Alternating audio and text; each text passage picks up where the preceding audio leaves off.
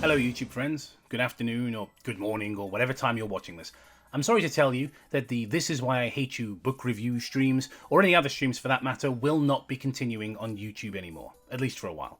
The reason? I'm not allowed to stream on here any longer. I received a copyright strike, not a claim, but a full-blown strike by a YouTuber called elisocray. You may have heard of him. He's the guy who exploited a global pandemic for attention, challenged Memulus to a boxing match, marketed sexually provocative content towards children, and recently turned off commenting on his videos after claiming to have listened to his critics. So why did he copyright strike me? I must have done something to deserve it. Well, let's take a look at the strike for a moment, shall we?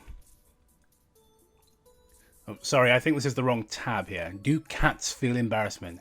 Oh yes, do excuse me. This is an entirely unrelated article about pussies with fragile egos. Here we are. Copyright strike. As you can see, he's had the video taken down, and I now have a strike against my account. Now the video, or stream in this case, was made to jokingly ridicule and discuss Eli's content.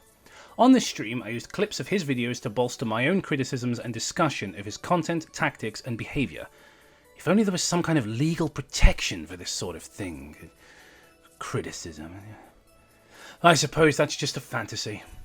Now, I understand why someone with 1.7 million subscribers would be terrified of being ridiculed by someone with fewer than 30,000. Well, actually, no, I don't. But regardless, he took it upon himself to damage my channel and revenue. The majority of my YouTube earnings come from super chats, which I will now lose until the end of May at the earliest. Luckily, I do have a job outside of this website, and this false strike won't affect my ability to pay rent or get food or anything like that. Now, you may wonder, is elisocray just ignorant about the law? Maybe he thought he had a legitimate case and wasn't just exploiting YouTube's frankly broken system to silence smaller channels who dare to criticize him.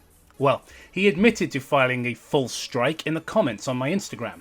Moments later he deleted the comment, presumably because the neurons in his brain started firing again and he realized that openly confessing to perjury in a public space probably wasn't a great look for him. Thank goodness for screenshots though, eh? Our little back and forth continued for a short time. No money for you, tough luck clown. You used my content without permission, though luck, goodbye. To which I responded, it's called fair use, literally protected by the law for the purposes of criticism. Wouldn't expect someone who pretended to have COVID for clicks, or clickbaited losing his kid. I realise I've misspelt clickbaited, F in the chat for my spellings there. Clickbaited losing his kid for clout to understand law or ethics though, fam. Go and chase some more geese. Now, after that one he stopped responding. I really have no idea why. So, what's next?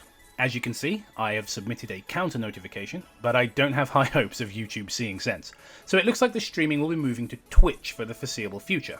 There'll be a link in the description for the Twitch channel if you wish to follow. I must confess, I'm not the biggest fan of Twitch, but it was either that or Abandon Ship on Onision's book that were almost finished, cruelly mocking relentlessly. If you do want to financially support the channel during this dumb, awkward nonsense, I have made some improvements to the Patreon.